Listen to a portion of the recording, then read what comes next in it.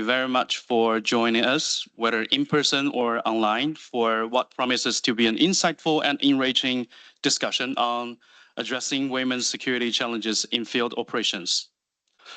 Women working in humanitarian field operations often face unique and heightened security risks, from targeted violence and harassment to systematic barriers that limit their access to safe working environments.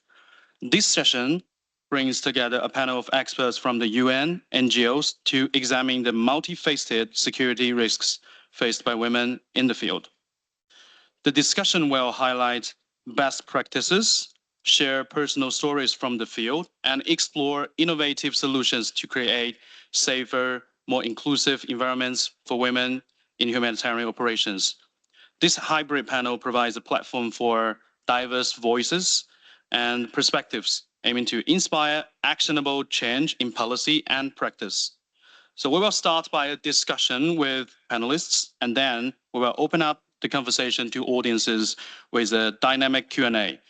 Just a little bit information for online participants. Please use the Q&A function and leave your questions as we progress throughout the session. We will address your questions later in the session. For participants here in CSAG, you can ask your questions directly to our panelists later. So with that, I would like to start by introducing our esteemed panel members. Thank you very much, panelists, for joining us today. We have Bill Blanchard, Director of Division of Field Operations. Bill brings more than 3 decades of distinguished services in foreign affairs to the Division of Field Operations with a focus on security, operations, and counterterrorism. Thank you very much, Bill, for being here today with us. And we have Yara Debabneh. Yara is the Regional Security Advisor for the Arab States region, and Yara is from UNFPA.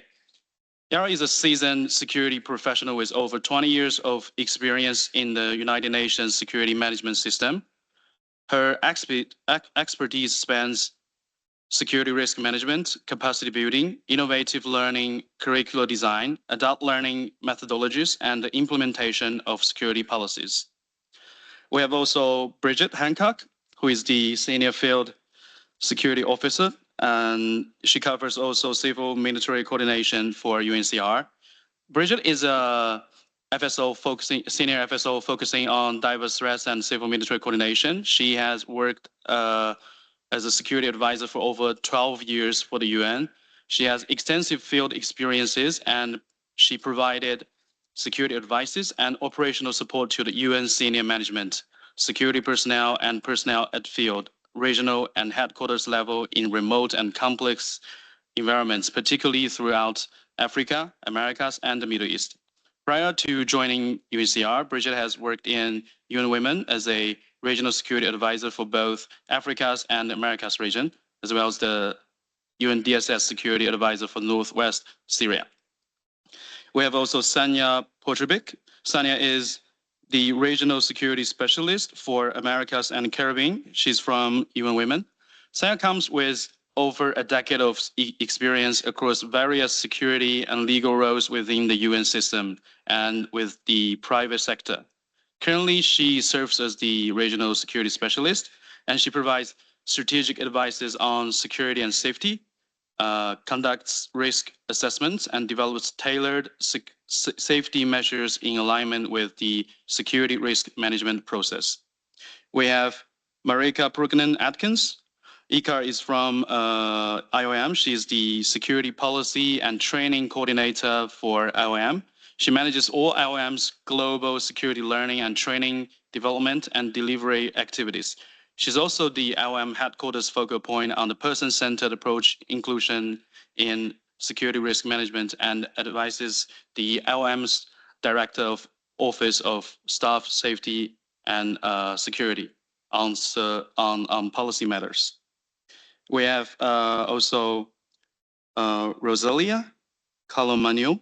She's the security analyst with security division from WFP. She has over 10 years of experiences in the WFP security division. Currently, she leads the analysis unit. She's a WSET trainer and has more than 5 years of experience delivering training worldwide. And last but not least, we have Marianne March. Marianne is the research analyst with the International NGO Safety and Security Organization. Marianne's role is informed by her many years of experience in the humanitarian development sector in a wide variety of technical roles. And also me, I'm Li Wei Zhang. I'm the Associate Field Security Officer with UNHCR and today's moderator. I would like to thank you again for joining us today for this discussion. And now let's get started. So given the title today is Addressing Women's Security Challenge in Field Operations, I would like to first turn to Ika. So as a woman in security, what challenges have you observed for women in field operations? Ika, please.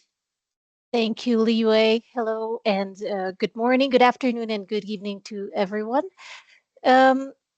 So maybe I should start with a little bit of a story. So back when I started as IOM's gender security, gender considerations and security management focal point, I went on a field mission and stayed in a humanitarian hub.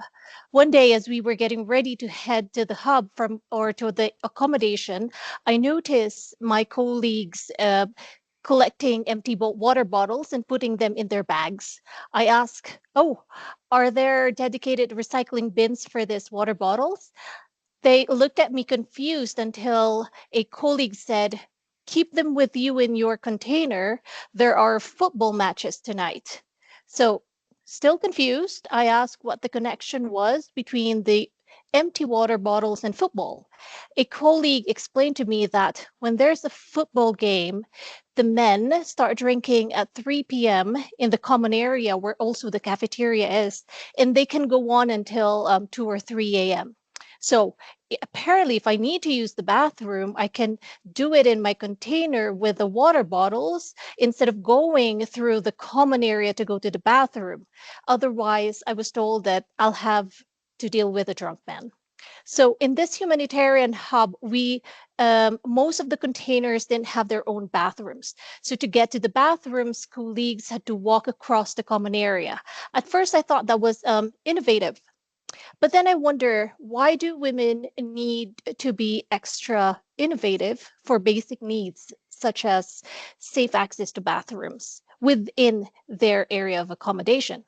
So the next day, I brought this up with senior managers, and they were surprised but quickly acted on it, banning the sale of alcohol by the cafeteria, for example, and stopped, the drinking in the common area during office hours.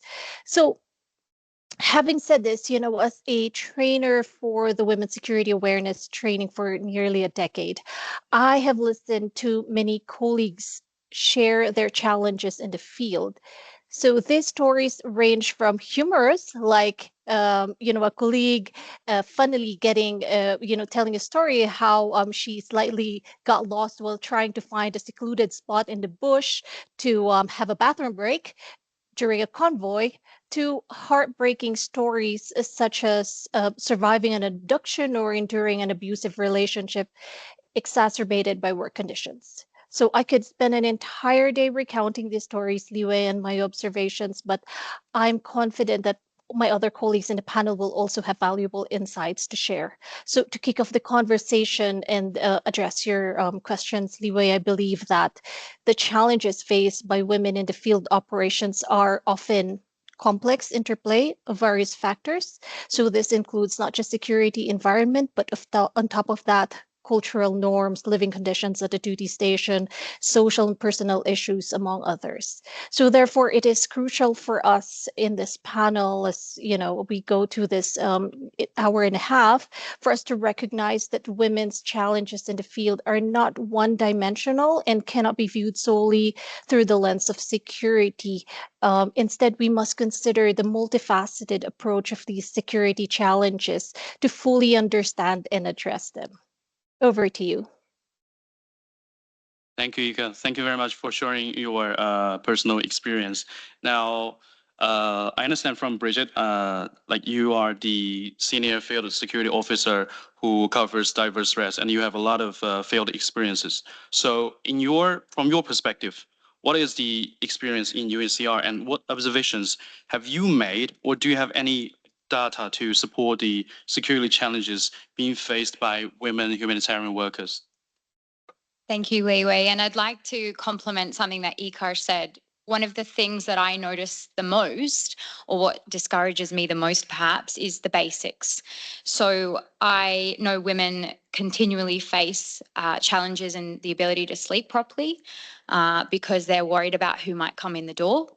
They're worried about the place they live in, or the compound that we've built isn't safe enough for them to be in some way, whether it's because of inside or because of outside forces. Access to basic, safe, clean hygiene facilities, or their ability to access feminine items where they are, and their organisation not facilitating their access to that. And equipment that's not built to be worn by a woman is asked to be put on a woman's body for their safety. I know women right now in the field, and probably some of them are online. I see there's 86 people online. So many of them, I'm sure, are women working in these contexts. I know women that sleep with furniture in front of their door in their guest house in an armed conflict environment where there is regular mortar and rocket fire. That means they think their biggest threat is who might come in, not the rocket coming in the middle of the night and them having to escape that room quickly. I know women that take their plates out of their body armor and operate in high-risk environments without plates in their body armor because it's uncomfortable to wear for 8, 10 hours, 12 hours in a refugee camp. And then I know women who take hormonal medication, for example, so that they don't get their periods in the field because it is inconvenient for them to be able to do their job. Right. And we're living in 2025, and I think there's 3 examples of we can do better than that. So in UNHCR, we've done 2 pretty significant surveys, both of which understand gender-based violence and the prevalence of gender-based violence against our staff. And there's a reason I'm bringing that up. Women are more or disproportionately affected by GBV, certainly in UNHCR, but we are not alone. Men and LGBT colleagues often face GBV, and certainly that's our experience in UNHCR. These were global surveys. Based on the one anonymous survey that we conducted, UNHCR estimates that about 67% of our workforce of women experience GBV, whether they have before coming and working with our organisation or whilst working within our organisation. On top of that, 5% additional didn't know whether or not what they had experienced was actually gender-based violence. When we had described what gender-based violence is, they identified that they would likely fall within that category as well. Our data also shows that most of the perpetrators are either colleagues in the industry, family, or friends. There is a small portion of our data, with about 30% of our data reflecting that they're actually strangers outside of our own walls, right? So our data really paints an interesting picture about threats to women in humanitarian sphere. We also conducted a workforce wellbeing survey with our colleagues in the psychosocial wellbeing service. And similar to that of the one done by the UN staff wellbeing survey. And this survey found that approximately 26% of UNHCR staff globally, including men and LGBT staff, face domestic abuse. And they face domestic abuse about 50% of the time within working for us as an organisation. Of those colleagues, only 20% have actually sought support. Right? So that's a very small amount of the reported numbers. And 6% have actually come to security or any other governmental authority in a country to seek support. So there are statistics. I think I often get upset presenting statistics because statistics represent a number and not a person. And so I think it's important that in this conversation today, we actually talk about the human factor of security, and that these numbers are actually people today working for us. Thank you, Bridget, for unfolding some of the reality to us here attending this session. And I would say also each time when I look at the data, I find it very appalling. And as we can understand from the data and from the experience we are having from daily life, what we can see probably in daily life is just a tip of the iceberg. So acknowledging all those challenges, I would like to turn to Bill. So Bill, as the Director for Division of Field Operations, UNDSS, so how would you assess the current situation? Have we made any progress? Well, I think it might be a trick question because I might be the least likely to know.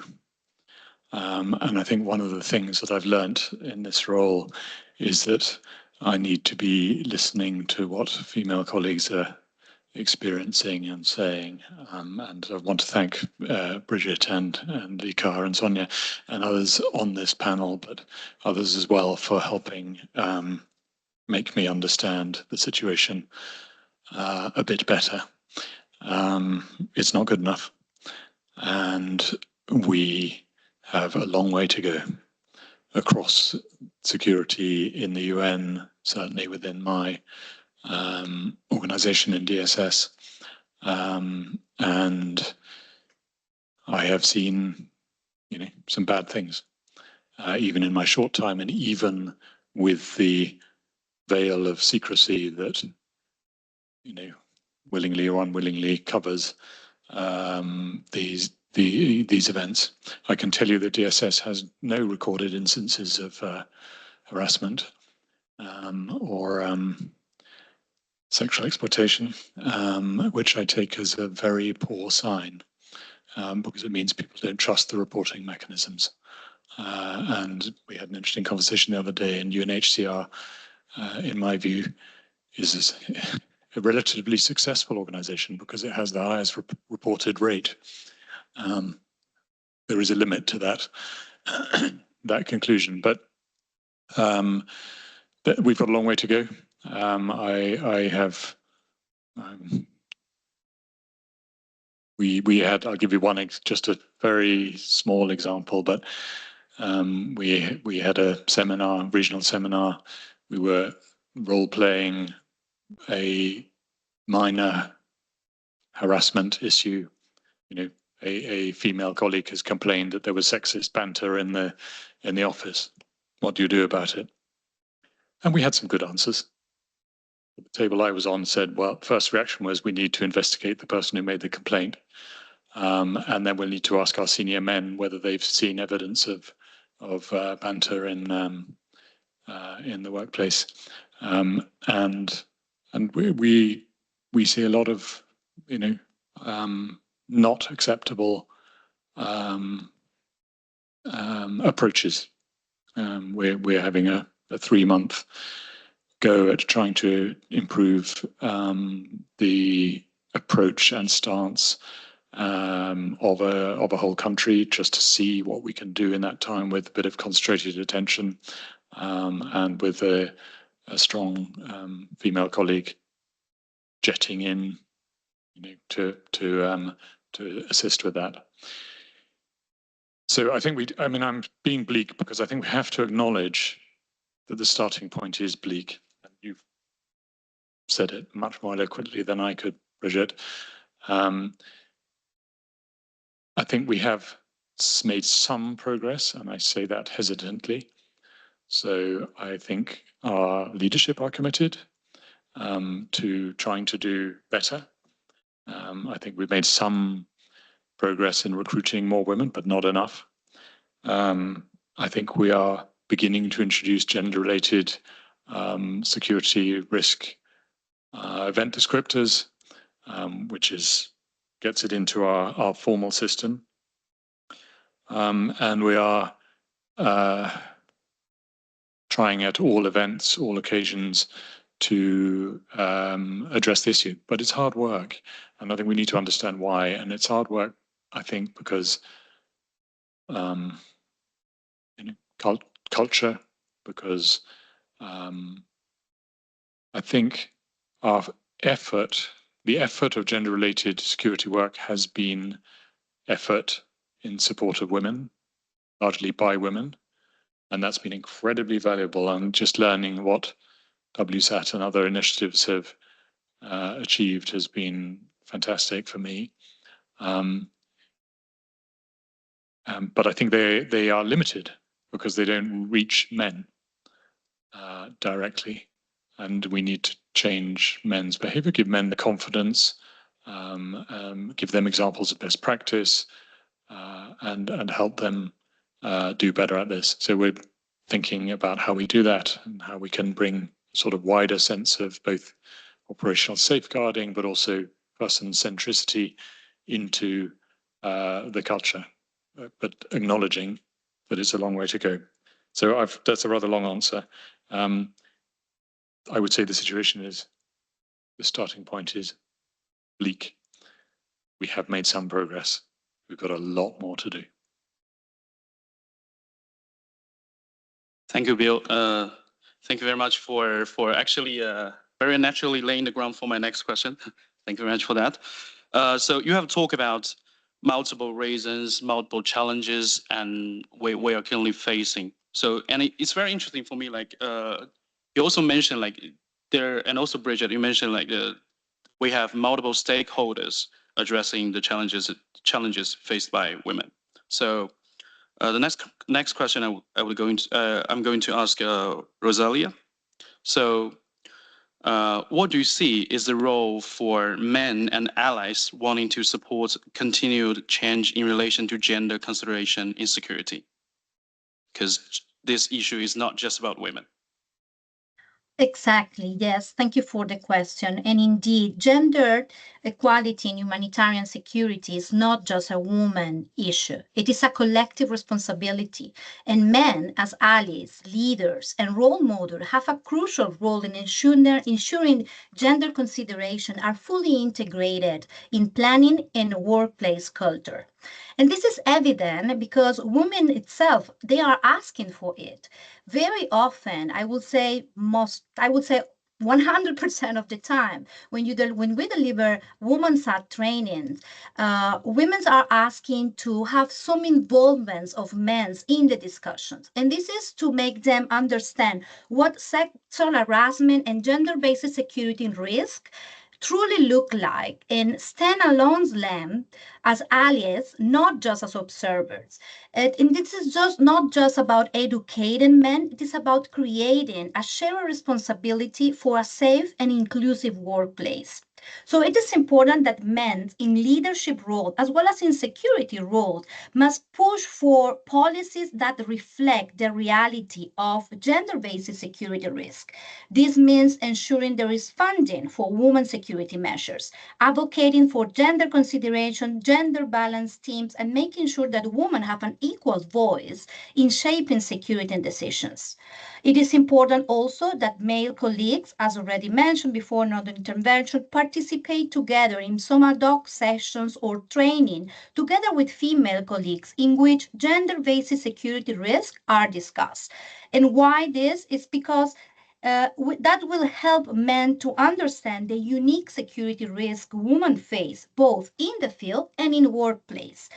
How subtle behaviors contribute to unsafe environments and what meaningful allyships looks like, from speaking up against harassment to adjusting workplace policy. So by including men, we shift from security from a woman issue to a collective responsibility. Male colleagues are fundamental also in setting the standard for respect and inclusion. Male leaders should model behaviors that promote gender equality, from hiring, training, but also to how security incidents are addressed. Take into consideration women concerns, support, act, rather than just downplaying issues. Important the role of men as bystanders. This is also crucial because men must challenge sexist attitude, harassment, unsafe work environments, whether in the office, in meetings, or in the field. Men can actively engage in these conversations and training and will shift the culture from tolerance to action. So in conclusion, gender-sensitive security is everyone's responsibility. So when men understand the challenge, speak up, and take actions, they help build a workplace where every woman worker, and this is regardless of the gender, feels safe and valued.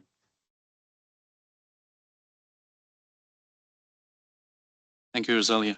Thank you for giving the advices and also mapping out the multiple stakeholders. I think the goal of our session today is try to identify or discuss on the potential solutions in both a policy angle or in reality, in practice. So I think also, given that we have multiple challenges, multiple stakeholders, we should also have multiple angles to solve or this issue or make this situation better. So, Marianne, my next question is about analysis. So, in your mind, how can better analysis and risk assessments strengthen our ability to address some of the challenges being faced by women? What are your thoughts? Thank you. Yeah, thank you, Liwei. It's a great question, and hello to everyone that's joining us today. My perspective on this topic is based on INSO's experience supporting NGO partners in insecure contexts in the area of safety and security. INSO's work includes collecting and sharing security incident reporting, providing training, facilitating in-country security roundtables, and providing analysis of safety and security trends affecting humanitarians. We do this work in partnership with our extensive network of nearly 1,400 NGOs. What we have seen is that women working in field operation in NGOs are exposed to more risk than is necessary because we are not integrating gender-specific risks or security concerns into our data analysis or subsequent risk assessments.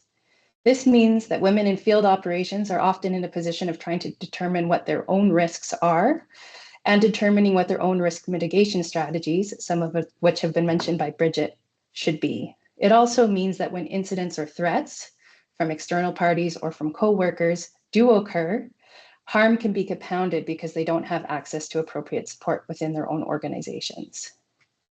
This leads to a failure to appropriately prevent or mitigate these risks and a lack of preparedness to enable appropriate responses when the security incidents do occur. The factors leading to this oversight are cyclical and reinforcing. We're unable to fully analyze gender-specific risks because we don't have the data. We don't have the data for analysis because the incidents aren't being reported.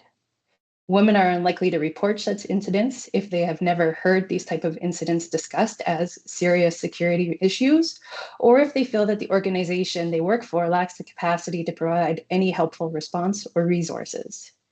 If the information is reported, security managers may be uncertain about how to respond, collect, or share the information in an appropriate manner.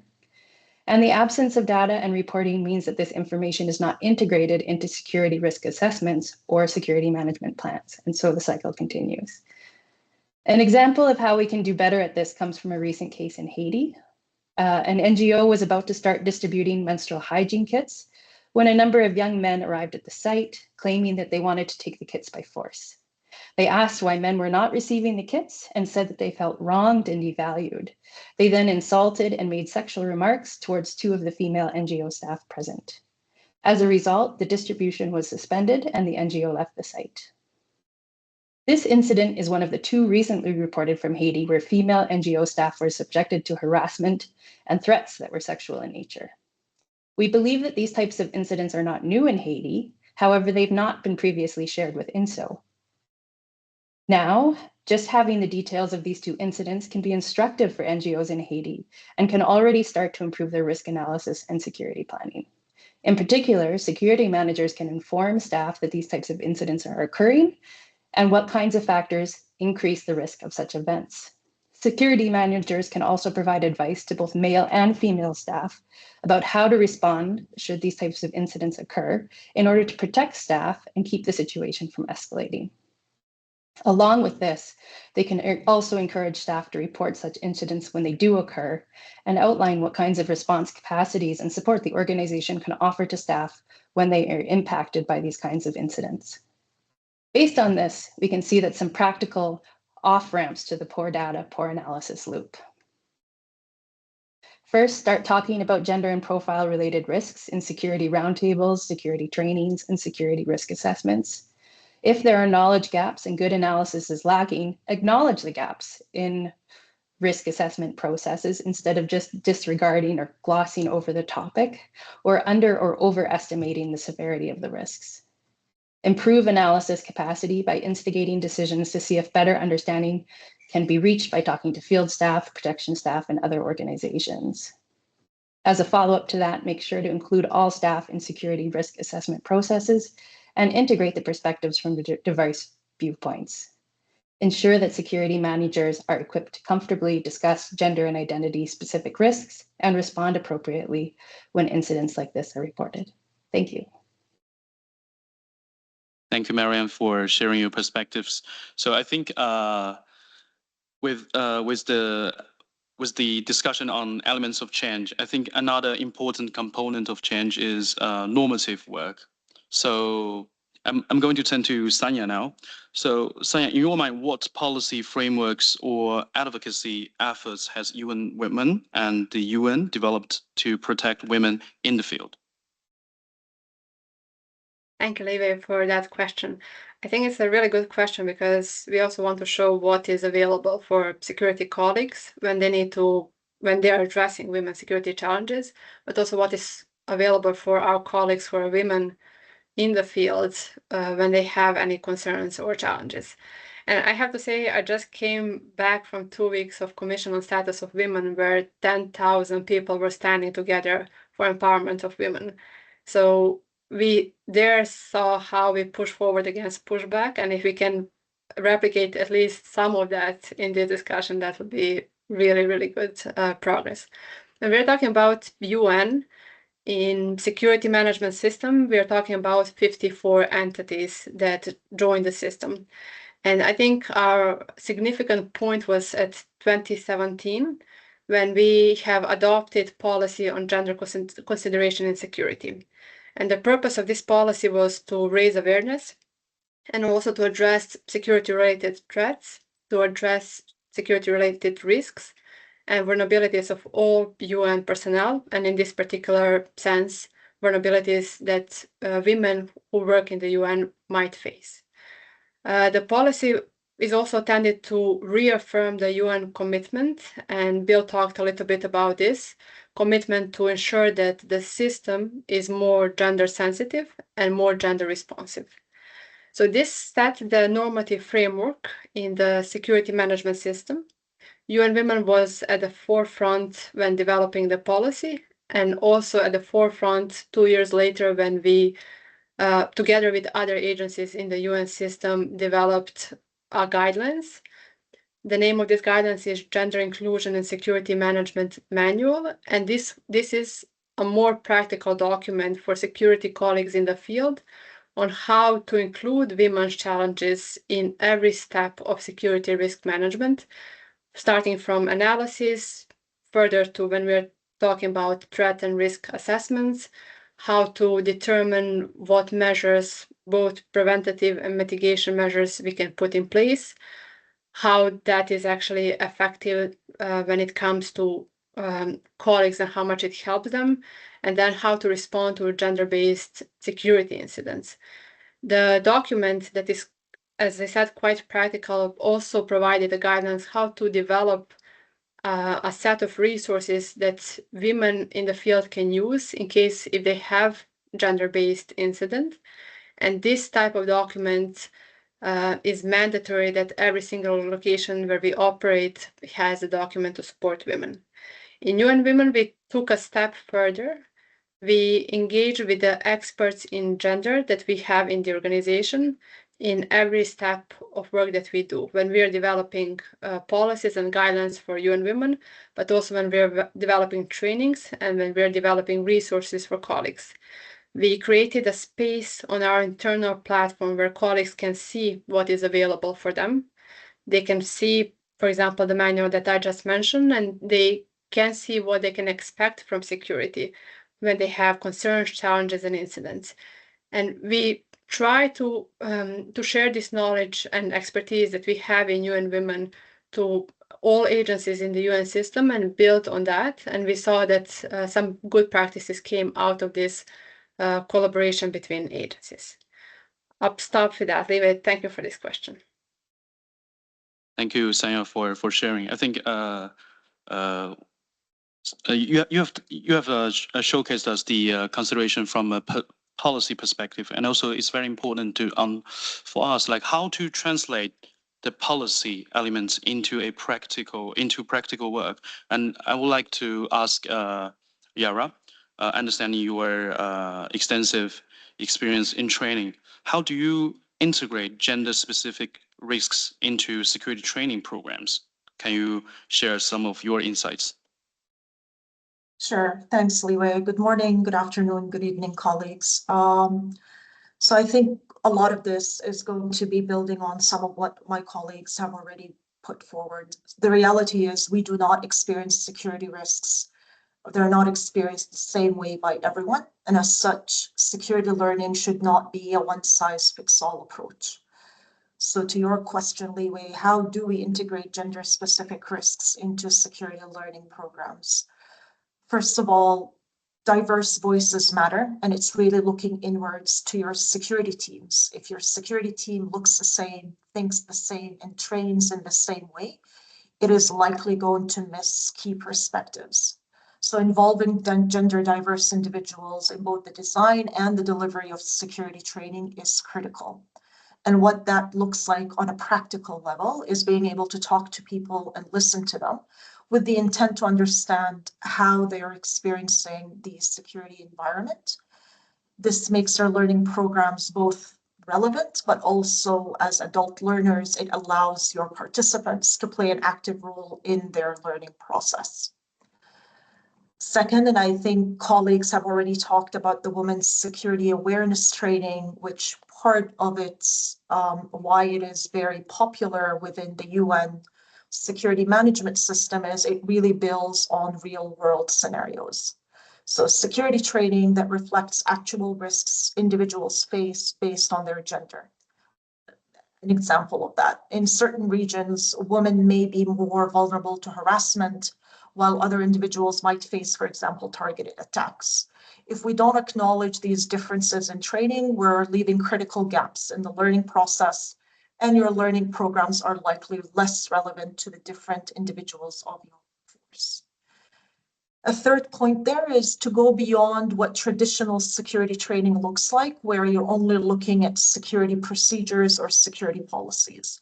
And that's not to say that those are not important, they are critical, but to also look at how can I provide staff with the tools to help them make the best informed decision, especially if we're talking about their personal security. So really an acknowledgement that we are training adults, we're training professional adults, and the best way for them to learn is, again, to be actively involved in their learning process. And I think then a final point is also normalizing open discussions. And I'm going to build on a little bit of what Bill brought up in the beginning regarding reporting mechanisms and culture. And then linking that a little bit with training. So creating a culture where individuals feel safe to report on gender-specific information or on incidents. And we saw the statistics that Bridget also put forward. And then when you're doing that reporting, it is equally as important that individuals and staff do not feel or fear dismissal of the information that they're giving you. That is probably as important as the training itself. So having people or build a culture in which security isn't just about policies and procedures. And please don't mistake that to me thinking that policies and procedures are not important. They are important, but what we're trying to do is really widen up what security is and make it about your people and what your people look like. What does your workforce look like?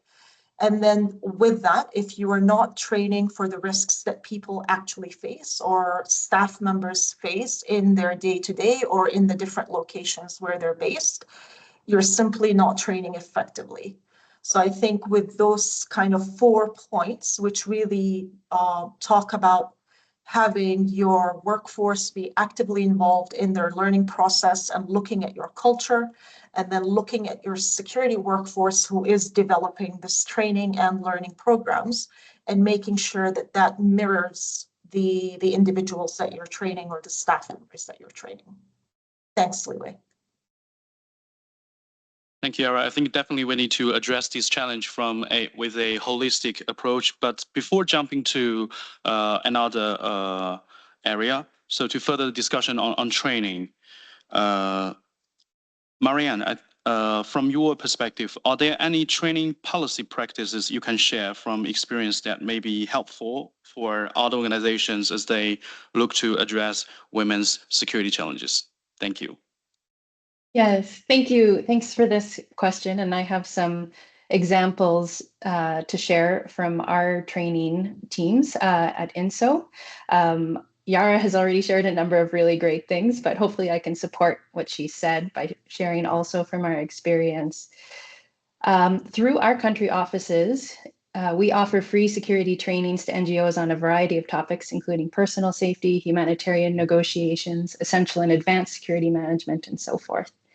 In 2019, we found that female participation rates in global trainings was only at 13%, and this was of significant concern because we're talking about the fact that we need to get everyone in the room and we need to be talking with one another.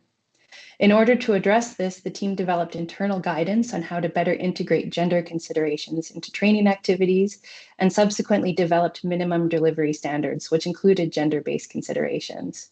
The team also committed to tracking women's participation as a key indicator. A number of exciting things came out of this, not the least being a noticeable increase in women's participations in the trainings. And now the global female participation rate is at 32% across INSO's training globally, and we are continuing to increase this. So what kinds of changes were implemented? Simple things like ensuring accommodations such as adapted timing, childcare, space for breastfeeding, etc., were proactively offered to participants. Ensuring that women were involved in the training needs assessments and that women were interviewed as part of the needs assessment process, as Yara has mentioned. Offering women-only trainings in places that it was contextually appropriate. Of course, it's not for everywhere, but participants in these trainings spoke of appreciating the climate of trust, feeling free to talk to each other, and knowing that they wouldn't be judged by their colleagues in these safe spaces. Ensuring that gender-specific safety risks were discussed and considered during the courses, and also developing specialized modules in certain locations for certain topics, and ensuring that visuals and material used in the trainings were gender balanced and contained gender neutral language. However, the one action that was probably the most effective was targeted outreach and follow-up with training focal points at the partner NGOs. And this was really just ensuring that we had continual discussions with the NGO where we discussed the gender ratios of the staff that they were sending and encouraged them to nominate women with relevant portfolios if women were consistently underrepresented among the delegates that they set. And if I can I just give another short example that we have from an NGO in Haiti that was also thinking about how to better address women's security risks. In this context in Haiti, women working at an NGO were being regularly confronted by violent gangs when traveling to and from the office, and this was creating an atmosphere of uncertainty and fear. One NGO responded to this issue by meeting with its female staff, listening to their concerns, and finding out what they needed to feel more secure in this situation. As a result, the NGO made psychosocial support available to staff members immediately after any stressful confrontations with gang members, and also provided subsequent follow-up after the event. The NGO also initiated a flexible work plan for the employees to arrive and depart from work, ensuring that no staff member had to travel outside of daylight hours. With these interventions in place, the female employees felt safe enough to continue coming into work. Again, the steps taken here were quite simple, but simply getting the relevant people in the room, talking about security concerns, and taking the time to listen had a significant positive impact. Thank you. Thank you, Marianne. I think speaking of training, there's one training that we cannot ignore, which is the Women's Security Awareness Training. So Ika and Bridget, as the co-chairs for the WSET, Women's Security Awareness Training Working Group, what role does WSET play in supporting analysis and changes in in the context? And what are some of the complexities you find with gender-specific programs such as WSET? Sure. I might start, Ika, and then I'm sure you'll do a much better job of complimenting me. Firstly, when we're going in to deliver training, we look at the types of threats that women are facing in that context, right? So every country is different, every parts of a country are different. Based on the operating modalities, you might face different threats as a woman.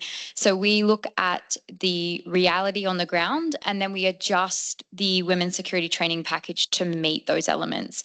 So for example, the gender-based violence component, the sexual harassment component, we contextualize it to the local context. There's no point talking about things that don't occur in that context and running a training that's irrelevant for staff. In terms of how it supported things, I think most importantly, it's created a safer space, and I do say safer space for people to raise a problem. And because it's garnered a reputation of trust, generally speaking, at least by day 2 of the training, women raise challenges that they're facing at home, on the way to work, in the office. Oftentimes you're even hearing names of perpetrators or specific checkpoint locations, and we're really getting really granular information from a security perspective. I think creating a safe space literally by having privacy away from other people has a really big role in our ability to get real answers about what are the concerns. Sometimes running the training outside of the building, right? Outside of the office, or in a place where we know that the government are monitoring things about gender-specific security. We might move it somewhere where we know we have more privacy. WSAT and women's security training has enabled a bit of a culture and attitudinal shift. It's been running since 2005, and since that time, I mean, certainly I wasn't around in 2005, but certainly from 2014 onwards, I've seen a change. As we've noticed in the beginning, like there is still a lot more to do, but there has been a consistent change on the ground for operations. I think one of the ways we can see that is women are working more in security. We want to be part of the solution, and I think that is a positive trend in the right direction. But the course itself builds knowledge and empowers. The goal of the course is to empower women in that operation by talking about the things that they fear the most. Some of the complexities that we face, we talked about it before, men and boys are part of the solution, and so we need to bring them into the conversation. We also need to make sure LGBT staff have adequate spaces for them to be able to engage in the conversation, because they're facing very real and very unique threats at the moment, specifically in terms of lack of space and the ability to be who they are. I think we can't not say that even the trainers themselves who deliver these trainings face security problems. And the fact that they're facing security threats as a woman in security running training for other women is a glaringly challenging problem and indicative of the types of issues that are in the country or within the operation. I know many of myself and my colleagues online have examples of the fact that we have been subject of incidents, and you would naturally think that being a security person, that's a deterrent in itself. If it's not, that's extremely problematic. Human and financial resources are a huge issue right now. So we don't want to see us taking a step back when we have made progress over the last couple of years. And women's security shouldn't be seen as a luxury. It's not a luxury item. It's 50% of your staff. It's good business. If you're not looking after 50% of your staff security, you are not doing your job. So that's certainly the way UNHCR sees it. I think finally, in terms of challenges, the institutional responses for dealing with an incident when it occurs, if we fail, it is known. And so why would women or men or LGBT staff come forward if we fail to help them when they do come forward and that becomes known? So we can't avoid that elephant in the room, we must have solid institutional responses that really manage incidents properly. And then finally, I think some positive things that have come out of women's security training that I would like to add. Typically speaking, when we have raised issues to senior decision makers about women's security in a context, they have taken that pretty seriously and they have implemented changes that we have suggested. Not always the first option, but certainly we've had conversations and they've implemented things.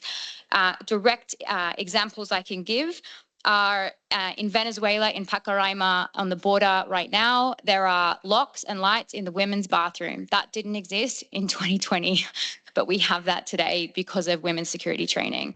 The way that the UN and the NGOs move in Ukraine was directly changed as a result of women's security training. We now move, if we move by train, we move in a different way in a train based on the recommendations from women's security. And then finally, I think South Sudan is a poignant example and certainly a personal one for me. And that's, we changed a lot of the residential security measures for international staff in guest houses based on incidents, unfortunately too late after the fact, but we did make substantial changes for how women can be safer inside their own accommodations, and that the way that compounds themselves are designed and where the lights are and where the guards are or are not in the evenings. So again, really concrete things that the training has brought to field operations.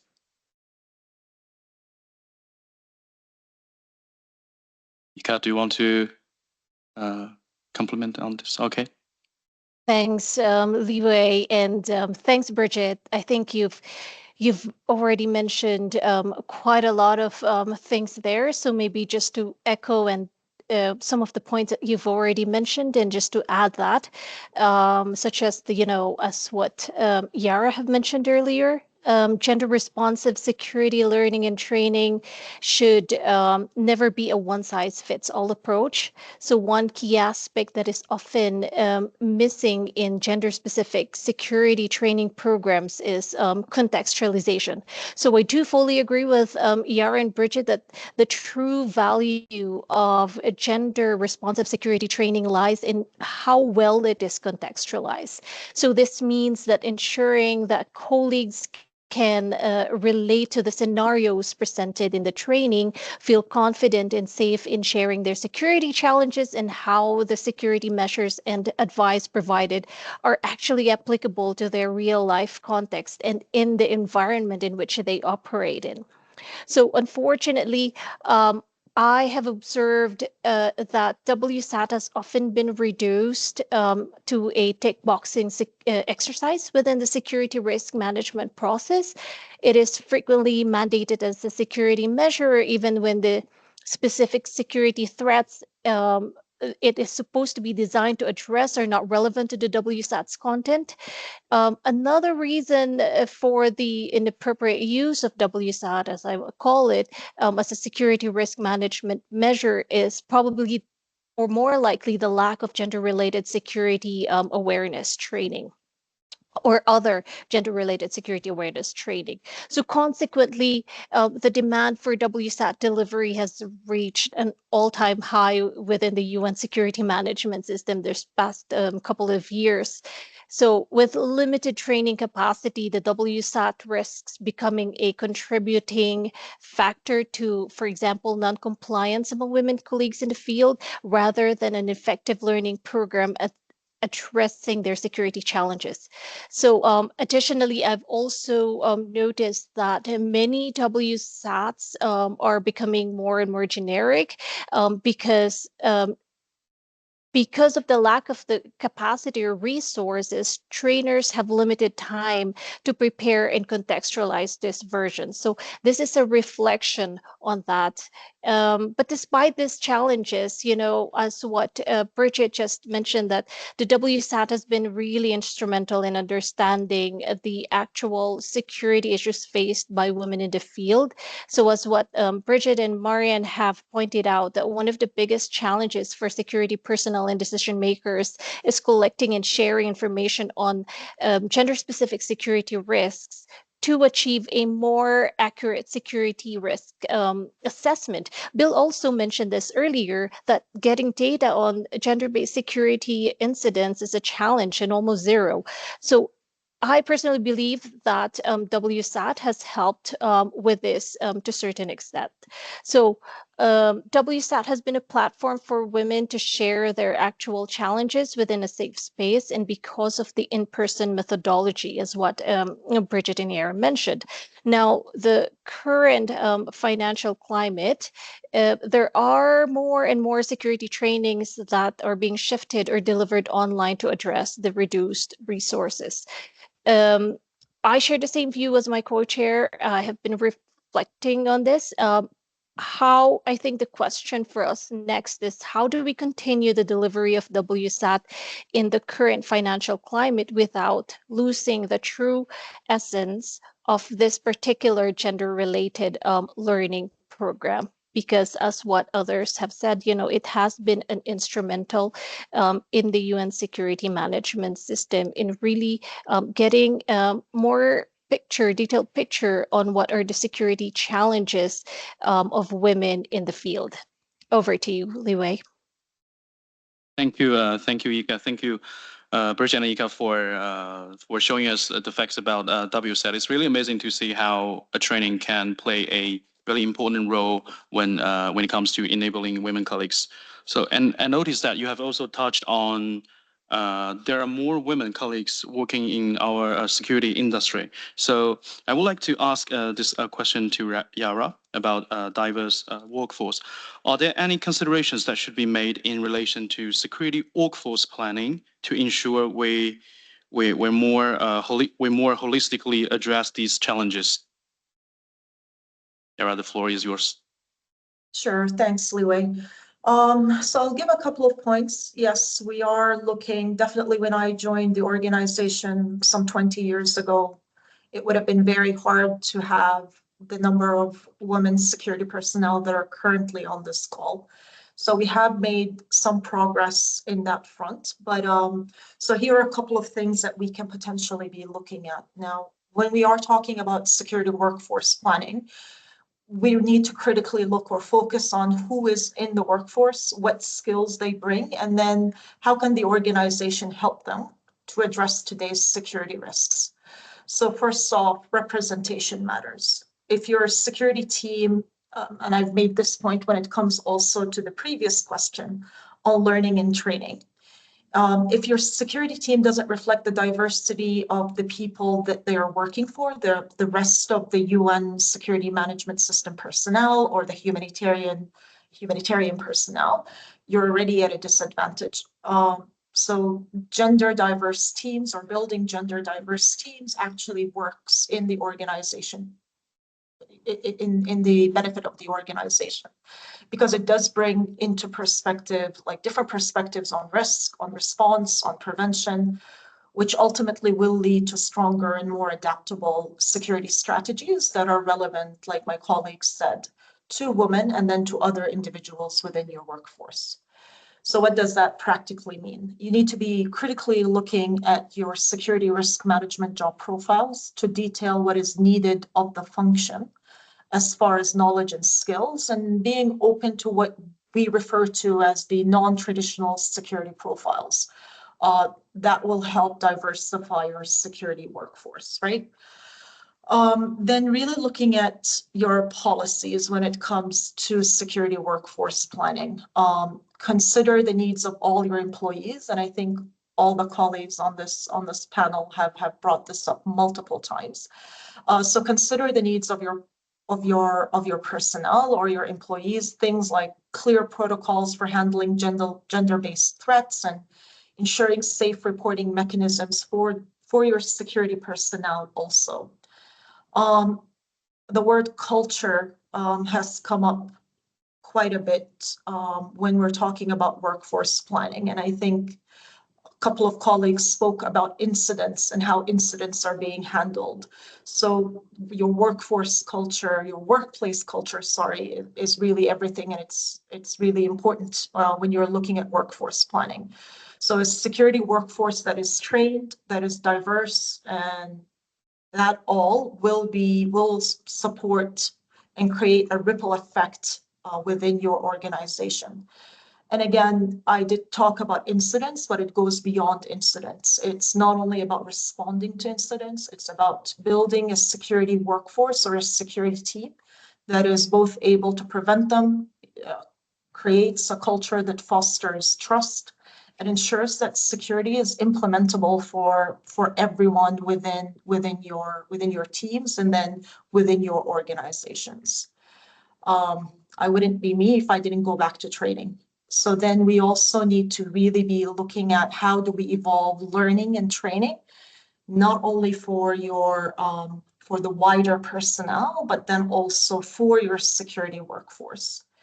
And here, security training itself needs to evolve for security professionals and security advisors, right?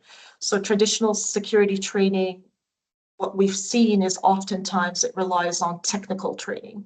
And while the technical training is crucial, when it comes to workforce planning and diversifying your security workforce, if you will, we need training that includes also gender-specific security training. And Ikar and Bridget just spoke about the importance of what the WSAT has done as far as providing safe spaces for women, but then how much it has informed also the UN security management system. So we need training that includes gender-specific training that not only looks at the WSAT, but hopefully we have other trainings that look at how do we use the learning objectives and what we're learning from the WSAT to target all our personnel, all our decision makers, all our leadership. And really, if we're not equipping security teams to recognize and support in all these challenges that women are bringing forward, and we're only talking about women because that's the topic for this particular session, but it really goes for all individuals in the organization. We're setting up our security workforce to fail in that particular situation. So really looking at your training, looking at your workforce culture, looking at policies that are inclusive and that attract a diversified workforce or individuals. And then making sure that your security teams, the ones that are working on your workplace, your workforce planning, are also diversified teams and can critically look at the knowledge and the skills that are required for today's security environments. Over to you, Liwei. Thank you, Era, for sharing your perspective, and also thank you for summarizing the work that the discussion that we have discussed, which should be my work. And thank you very much for doing this for me.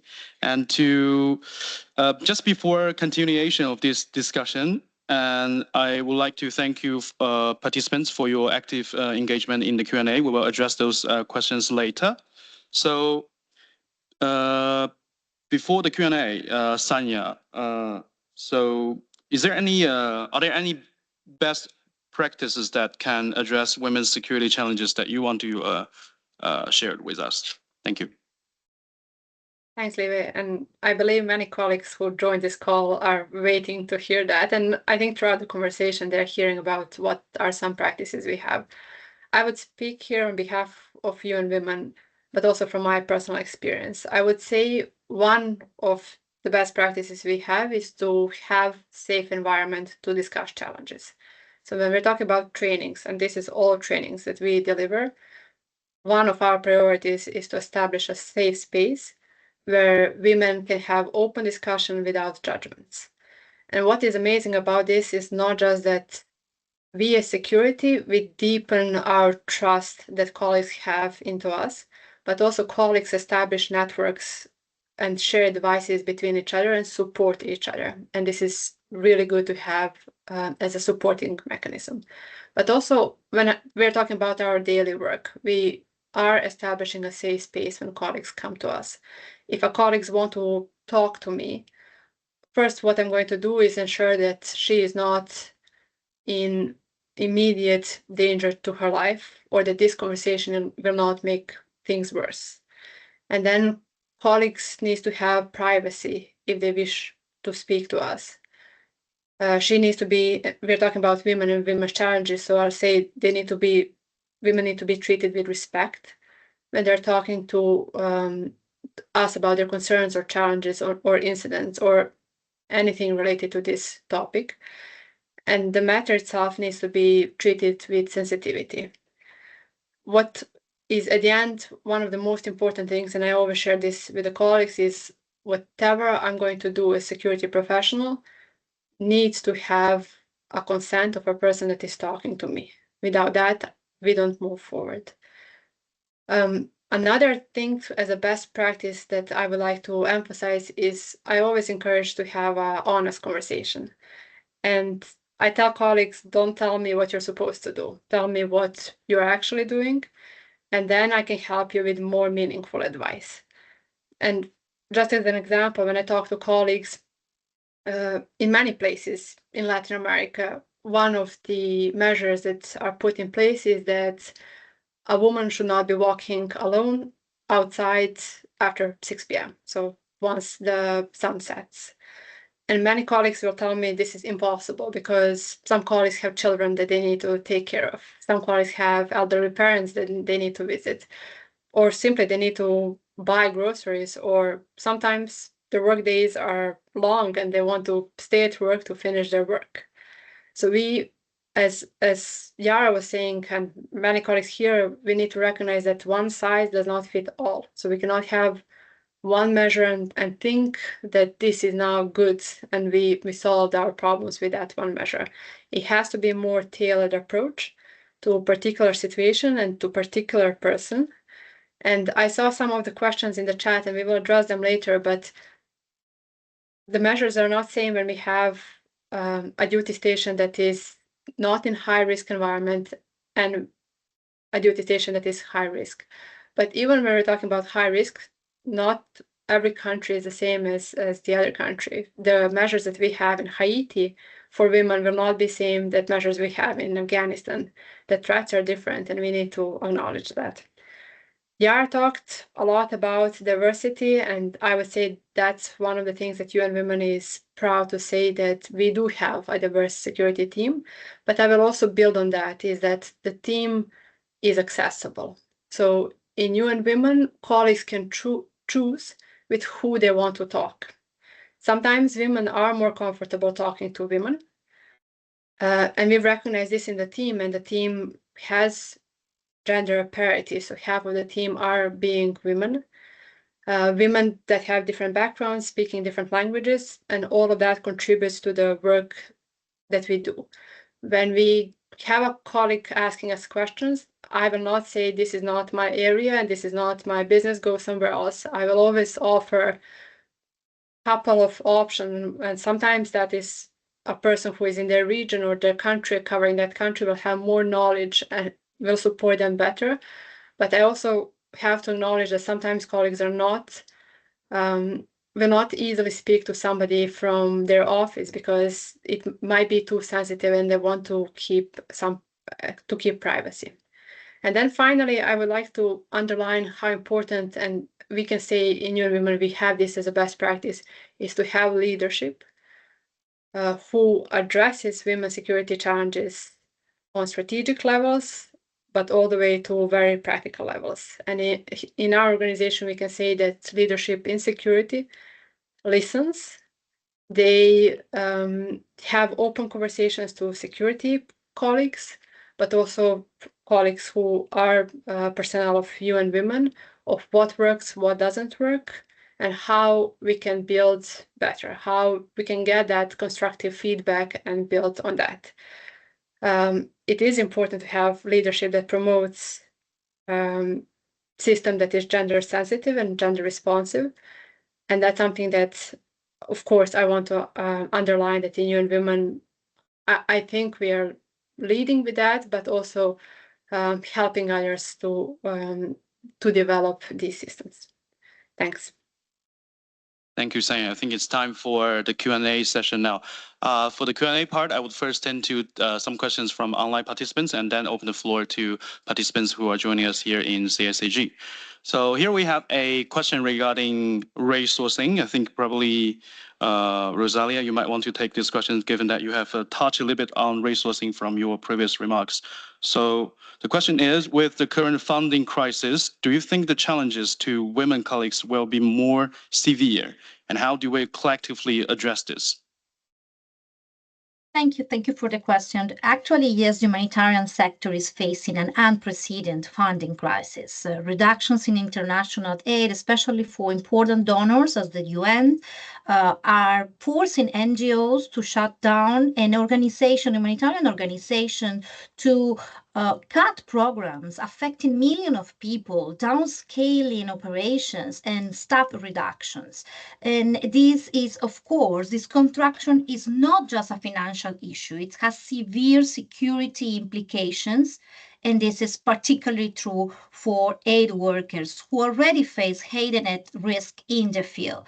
So in the next months, unlikely, I think we are going to see some changes that will really impact the operational environment and make it more challenging for all humanitarian personnel. We are likely to see people's movement, more intercommunal conflicts, amplifying civil unrest. We will see also higher crime rates because, this situation hardship will force individuals to resort to some survival strategies such as child labor, sexual exploitation, drug trafficking.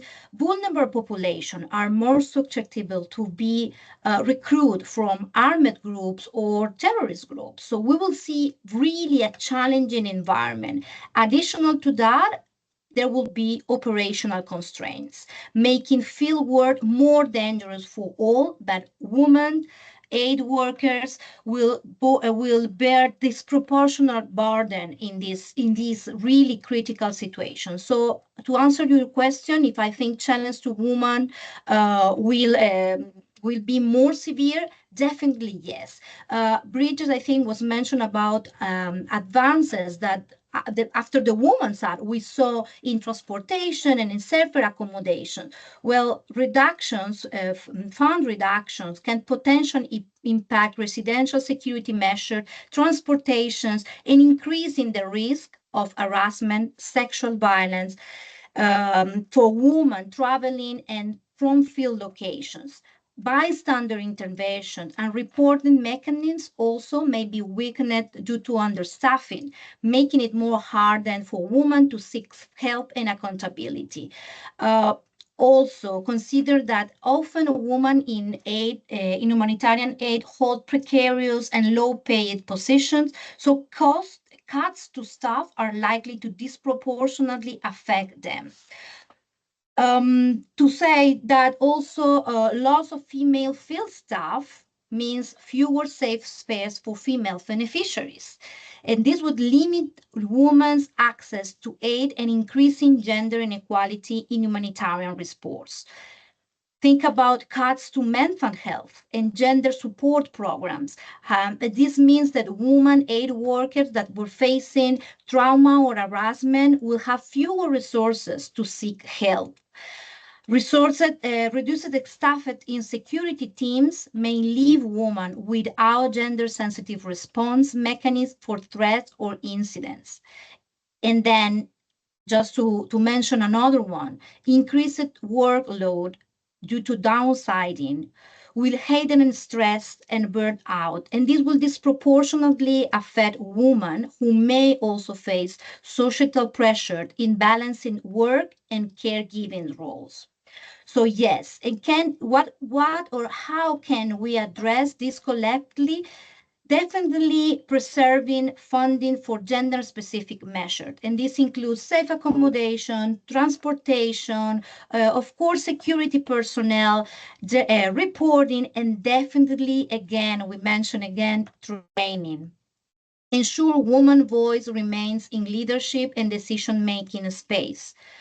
Important also cross-agency coordination to share risk assessment, security resources for female aid workers, strengthening partnership with those local women-led organizations to maintain services for female beneficiaries and female aid workers. Push donors to maintain funding for critical security services and women-specific protection measures. Without delivery action, funding cuts can erode the progress that have been made in gender equality and put women aid workers at a greater risk. So if we fail to prioritize gender-sensitive security and employment policies, we risk a less inclusive, less safe, and ultimately less effective humanitarian response. So UN agencies, together with partners and NGOs, must work together to ensure women humanitarian workers remain protected, mobile, and effective in delivering aid. Without women, humanitarian response will not be just incomplete, will be at risk at whole. Thank you. Thank you, Rosalia.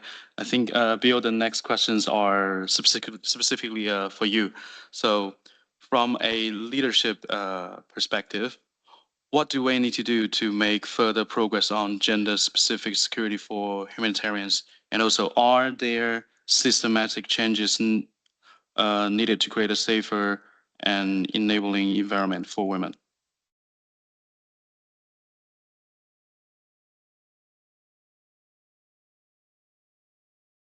I guess if there were easy answers, we would be doing them. Just building on the last answer, I think it's absolutely essential that we don't lose our focus on this issue as we face the financial cuts. And we will have to do fewer things, but we need to keep this as one of the things that we will still do and try and improve. Because as this conversation has shown, there is a long way to go. I think leadership can help in lots of ways, by stating it as a priority, by the way they behave, and the role modeling they set. But there is also a bit of a dilemma, which is that one of the problems, or one of the causes and sort of negative factors in this issue is hierarchy. Senior men, junior women, international men, national women. I mean, there are issues that the hierarchy doesn't help with. So leadership has to be deployed with a skillfully, with a soft touch, and by trying to empower more junior people and women, and taking the time to listen and hear. And one of the things my boss has done when visiting countries is to have an only women meeting with no DSS males present, and he gets a different version of the truth when he does that. So there's a trick. This is not an issue that can be solved top down entirely. There's an absolutely massive role for leadership, but that role is as much about listening and empowering as it is about directing and commanding. The second part. Yeah, I mean, there's a whole range. I'm not going to repeat the number of issues that everyone has mentioned as to how we can make progress. I mean, I'm listening, and everyone who's spoken knows more about it than I do.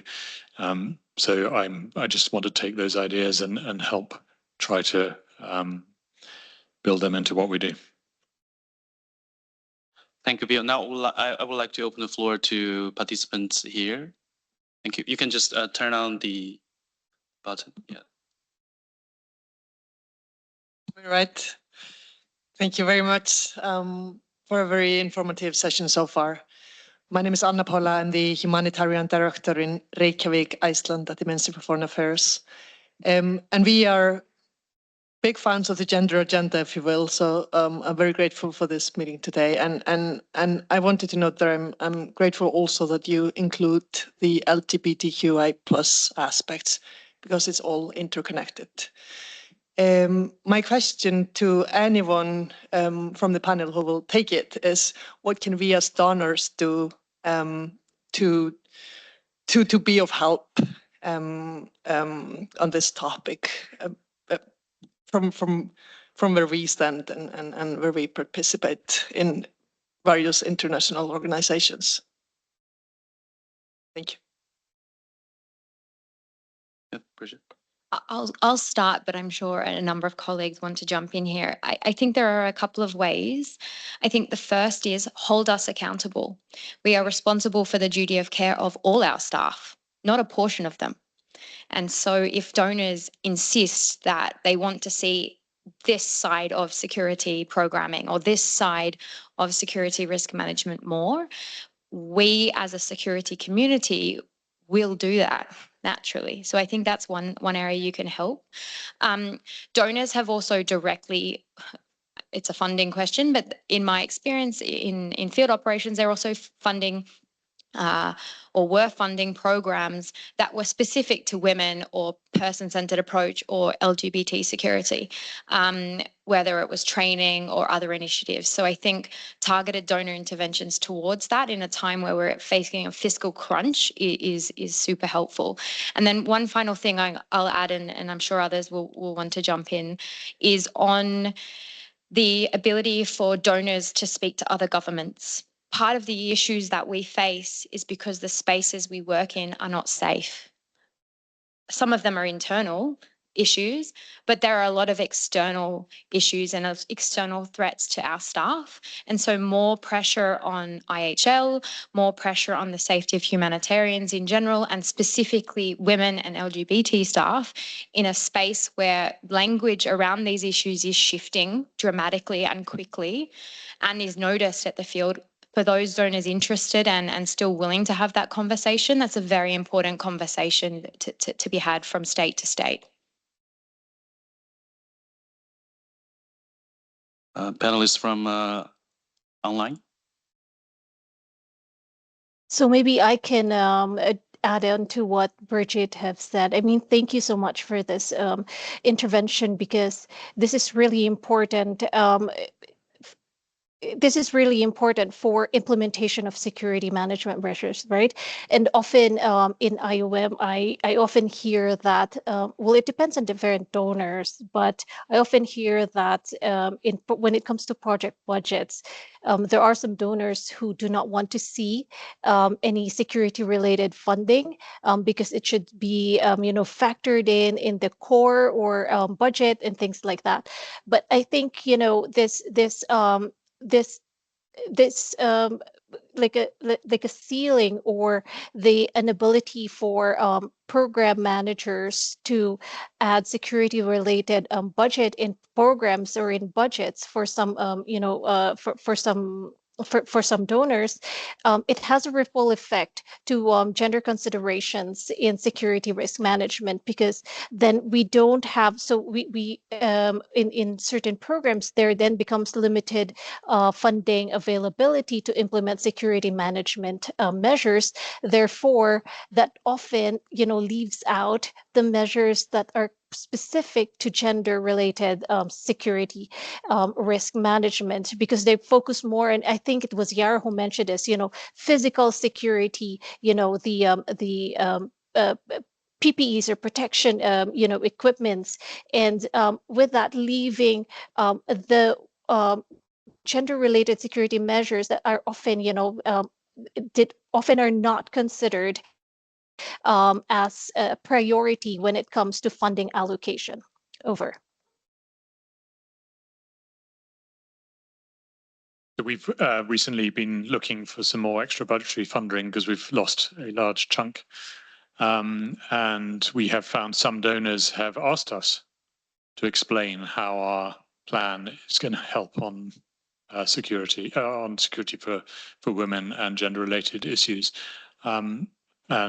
And that's a useful nudge to us. I think we should be doing it proactively and putting it in the first place.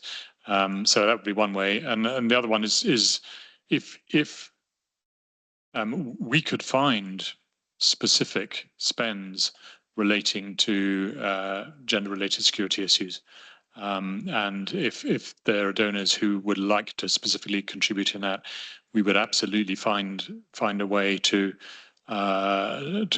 get at some of the specific issues that we've been talking about here. So we'd really welcome any discussion about that. Thank you, Bill. Thank you, colleagues. I think it's about time to conclude, or maybe just one more question from the.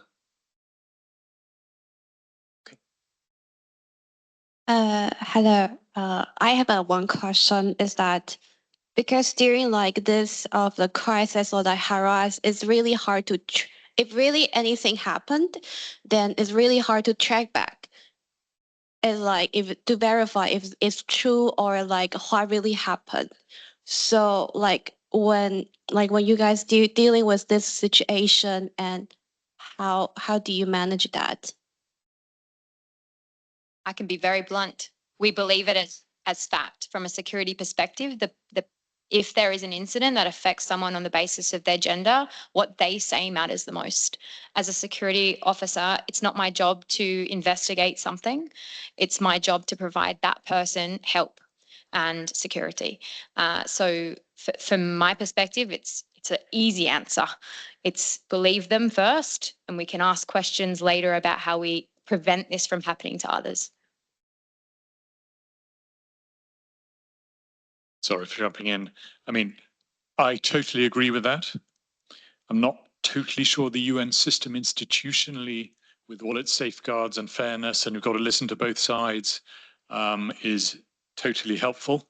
But my absolute approach is believe, and it is not necessarily the instinct of all my teams, but we should start, I absolutely agree, by believing the victim, and then going from there.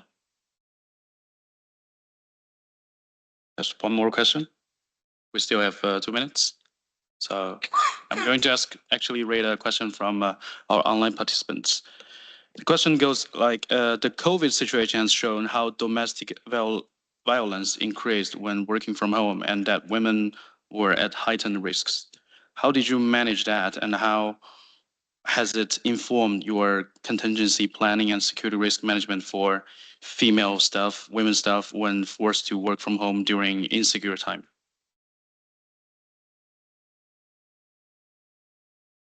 Yara? Sure. So yes, it's true. With the COVID pandemic, domestic violence, as with any other crisis, we did see that the frequency and severity of domestic violence incidents increased. And as more cities went into lockdown to stop the spread of COVID-19, these efforts also ultimately isolated people who are affected by domestic violence from any real support system, whether that is within the UN or the physical space that we rely on for safe spaces within the different locations where we do have staff. So there are a couple of things that different organizations have done, and a lot of the organizations are also on this call, is to acknowledge that right now we're going to be looking at a situation where the resources that would have been traditionally available in the different locations have either shut down or are limited. So with that, to go out to our own security workforce to acknowledge that fact, and then look at within the different locations where we are, and we go back that there isn't an easy answer really to a lot of these questions. And with COVID-19, it was new to all of us. So we went back to our respective security workforces to say, acknowledge the fact that what we would have relied on as part of our immediate response to gender-based security incidents, we need to be looking at these resources and check what continues to be available and what is not available. And then in some locations, for example, I responded to multiple domestic violence cases globally, where there was no shelters that we could create a physical safe space for the staff member that's been affected by domestic violence. So it was really working with the staff member to create safety plans that could potentially minimize domestic violence. So for example, if physical violence in one of the cases occurs at a specific time, the safety plan really looked at what alternative places or times could that affected staff member move to decrease the frequency or the severity of domestic violence. We also looked at ways in which we can make, for example, what little resources continue to be available, whether that is within the locations where our staff members are staying, to say, you know, do you have emergency contact numbers? Do you have a plan, like really working with the staff member when it comes to safety plans? And then again, we went back to communication strategies to be able to inform staff of what is realistically available and what the UN security management system can do. With that, during COVID, there was push from different groups of staff within the various organizations, including security, staff counseling, legal, to be able to provide those affected by domestic violence with as much support as possible, given the limitations of the resources that were available. Liwei, I think I took a bit longer than the allocated time here. Thank you, Aura. I think on that note, we have reached the end of our session. I would like to thank you panelists for your great discussion, and thank you participants for joining online or in person to this session. Just there's one little thing I would like to invite all the participants who are joining here in person. You can take away the little gift which is on each side of the first row, which is the wristband for UNCR WSET training. And for participants who are joining online, apologies for being not able to hand this to you in your hand, but I want to share the motto which is written on the wristband to you. It says, enabling women through security. That is what we have been doing, and what we are trying to continue to do. Thank you very much for joining this session. Wish you a very nice end of the day. Thank you. Thank you.